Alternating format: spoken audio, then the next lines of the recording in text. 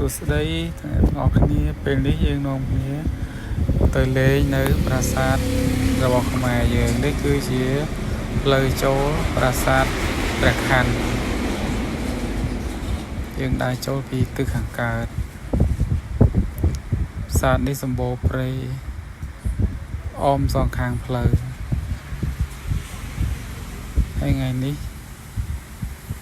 មនុស្សដែលចូលទស្សនាប្រាសាទមានច្រើនខ្លាំងណាស់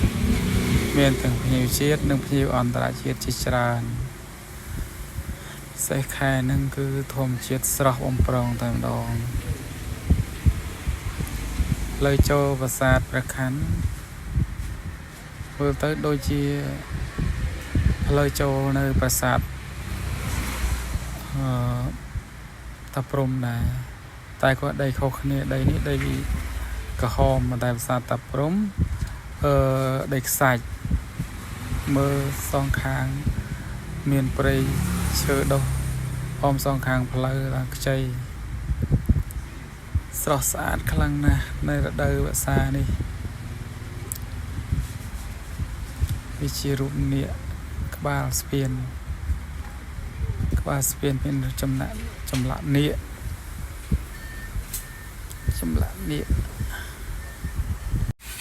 នេះសិតតែជារូបចម្លាក់អមសងខាងផ្លូវនៃស្ពានហាលប៉ុន្តែរូបចម្លាក់ទាំងអស់នេះនៅសល់តែខ្លួនទេបាត់ក្បាលអស់ហើយមិនដឹងជាក្បាលទៅណាបាត់អស់នៅសល់តែខ្លួនវាបែកបាក់អស់ហើយវាចំណាស់មើលតែសងខាងផ្លូវស្អាតណាស់បងប្អូនអើយឡើងខៀវខ្ចីតែហ្មងនេះក្បាច់ក្បូររូបចម្លាក់នៅខោងទ្វារនឹងស្អាតណានៅស្អាតច្រើននេះបើឃើញផ្ទាល់ពិតជាអស្ចារ្យខ្លាំងជាងមើលតាមវីដេអូទៀតខែនឹងទឹកច្រើនដោយសារទឹកភ្លៀងចំនួនទឹកភ្លៀងចឹងខាងគឺលិចទឹកទាំងអស់មកដល់នេះមើលមានរូបចម្លាក់តាំងពីខ្លោងទ្វារហ្មងនៅស្រស់ស្អាតទាំងអស់បែកបាក់តិចតួចប៉ុន្តែដោយសារវាចាស់មើលទៅអត់សូវស្អាតវាបាត់ពណ៌វាមានស្លែចឹងទៅធ្វើឲ្យមើលទៅដឹងថារបស់បុរាណត្រូវហើយរបស់បុរាណគឺចេញមកគឺពណ៌អញ្ចឹងមកមើលស្រស់ស្អាតយកមែនទែនស្អាតពេកដល់មិនដឹងនិយាយថាមិនបើដើមឈើមួយនេះធំណាស់មកដើមវា2អោប3អោបនេះផ្លូវចេញនៃប្រាសាទព្រះខ័នមិនចូលឥឡូវដល់ផ្លូវចេញអត់បានថតនៅខាងក្នុងដោយសារមនុស្សច្រើនពេកអញ្ចឹងនេះផ្លូវចេញគឺដូចប្រាសាទតាព្រំតែម្ដងដីខ្សាច់ដូចគ្នាហើយខាងសិតតប្រៃបើមិនស្រួលច្រឡំថានៅប្រាសាទតាព្រំតាមពិតនេះផ្លូវចេញនៃប្រាសាទព្រះខ័នមានទឹកជ្រាបពីខាងមកអត់មានភ្លៀងទេប៉ុន្តែទឹកជ្រាបដល់ពេលចឹងមើលទៅឃើញសភាពផ្លូវសើមដើរបដាមើលទេសភាពបដាថតវីដេអូបដាទុកជាអនុស្សាវរីយ៍ថ្ងៃនេះថ្ងៃបុណ្យភ្ជុំហើយបងប្អូនតបពីបុណ្យភ្ជុំហើយមួយថ្ងៃ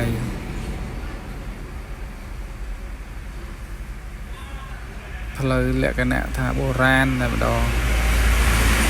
នឹកឃើញសម័យកាលនៅតូចធ្លាប់ដើរផ្លូវអញ្ចឹង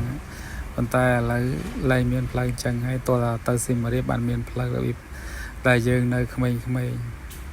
ឥឡូវគឺផ្លូវគេចាក់កស៊ូចាក់បេតុងអស់ហើយមានតែមកដល់តាមប្រាសាទនានានៅខេត្តសៀមរាបដែលមានផ្លូវបុរាណពេលដើរផ្លូវនឹងនឹកឃើញដល់អនុស្សាវរីយ៍ពេលនៅក្មេងទ្វារគោទ្វារក្របីមានដើមឈើដុះមួយប៉ុន្តែនេះគឺដុះស្អិចស្កះតែហ្មងចិត្តដល់ផ្លូវចេញហើយមើលពីជ្រុងណាក៏ស្អាតដែរធម្មជាតិបៃតងរហូត ข้างหน้าก็สะอาดข้างหน้าก็สะอาด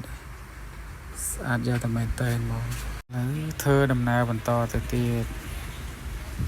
ចិត្តដល់ខ្លងទ្វារចេញហើយ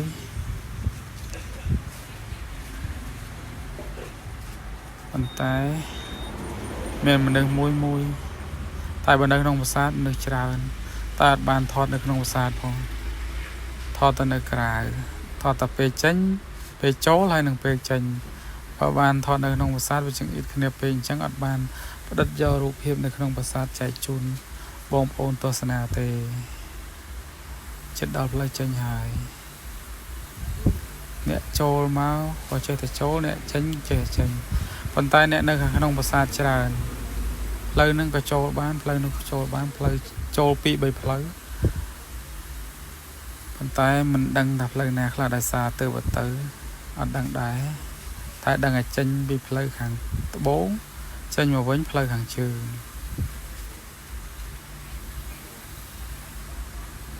ផ្លូវខាងជើងនេះស្អាតជាងផ្លូវខាងត្បូងទៀតដល់ផ្លូវចិត្តចេញហើយគេរៀនហាលគេនៅខាងមុខទៀតមានរៀនហាលនៅខាងមុខដូចផ្លូវចូលនៅខាងត្បូងដែរផ្លូវចេញខ្ញុំនិយាយថាជើងត្បូងអញ្ចឹងអាចខុសក៏ថាបានដែរព្រោះអីព្រោះមកដល់នេះវែងអស់មិនដឹងលេចខាត់ជើងត្បូងប៉ុន្មានប្រហែលជាអាចខុសមិនដឹងតែប្រហែលជាអាចត្រូវក៏មិនដឹងនេះទឹកដក់ដោយសារទឹកភ្លៀងនៅខាងប្រាសាទនៅខាងខ្លោងទ្វារចិត្តដល់ផ្លូវចេញហើយក្នុងអ្នកសារ៉េសារងថតជាមួយឪកូនសិតអ្នកថតបើឪឃើញតែថតរហូតប៉ុន្តែអត់ដែលឃើញផុសទេដើរថតច្រើនជាងគេប៉ុន្តែអត់បានផុសចែកជូនបងប្អូនមើលទេថតទុកមើលតែខ្លួនឯងនេះភ្ញៀវអន្តរជាតិហើយជនជាតិចិននេះមានរូបមិនដឹងជារូបអីទេប៉ុន្តែដឹងថាបាត់ក្បាលអត់ស្គាល់ថាជារូបអ្វីទេនៅចំខ្លោងទ្វារចេញនៅខាងក្នុងហ្នឹងខ្ញុំនិយាយថាខ្លោងទ្វារអញ្ចឹងប៉ុន្តែភាសាផ្លូវការគេអត់ដឹងថាគេហៅថាអីដែរហៅកោបរៈអញ្ចឹងឬក៏មិនដឹងណាភាសាសាមញ្ញខ្ញុំឃើញអញ្ចឹងខ្ញុំថាខ្លោងទ្វារមើលនៅប្រាសាទហើយក្បាច់ចម្លាក់ទឹកភ្លៀងមើលដូចសួនគេរៀបចំអញ្ចឹងសេះនៅដើមឈើអមនៅប្រាសាទហ្នឹងមានដើមឈើធំស្អាតនេះខ្លោងទ្វាររបស់វាបង្អួចតាមមាត់បង្អួចចូលមកដល់ថ្ងៃនេះក៏ស្អាតដែរមើលទៅនេះជាចម្លាក់ក្បាច់ឡើងល្អិតក៏ជាស្អាតមែនតើទឹកដៃនៃការឆ្លាក់ចម្លាក់របស់ដូនតាខ្មែរពីសម័យមុនឆ្លាក់ដោយដៃគ្មានម៉ាស៊ីនទេប៉ុន្តែក្បាច់ឆ្លាក់គឺល្អិតស្មើស្អាតនេះរូបស្រីស្អាតជារូបទេវតាមិនដឹងជារូបស្ដេចនៅសម័យនោះក៏មិនដឹង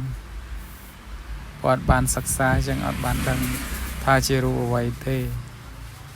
នេះគាត់មើលឃើញគាត់ចង់ថតបង្ហាញបងប្អូនលេងទស្សនភាពនៅក្នុងខ្លោងទ្វារនៅក្នុងប្រាសាទខ្លោងទ្វារប្រាសាទចេញហើយមានទឹកដក់ចាំងស្អាតណាបងប្អូនមើលទៅផ្ទៃមេឃ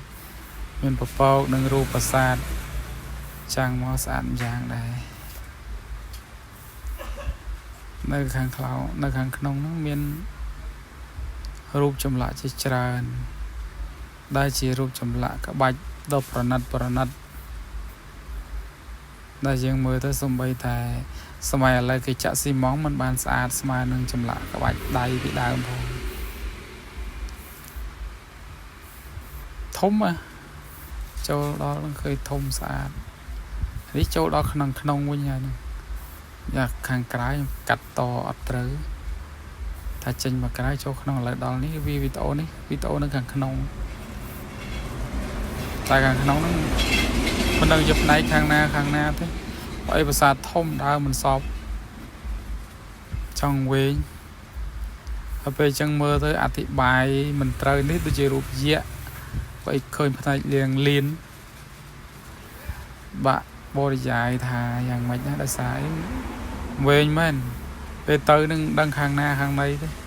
cho tới đa mình sọp và sọp bội và xài nó thông hay sàn men bây giờ chỗ đó tới dương sớm mai cất mưa tới thà vì sớm mai muốn đăng chỉ sạt pan na hay cái thơ đó bíp na vì ó trá rung phơm không chất rồi vậy đây dây mọc bằng hàng càng cái ôi đăng vì tầm hôm chất thả vì ó trá vì sạt dây ở trớ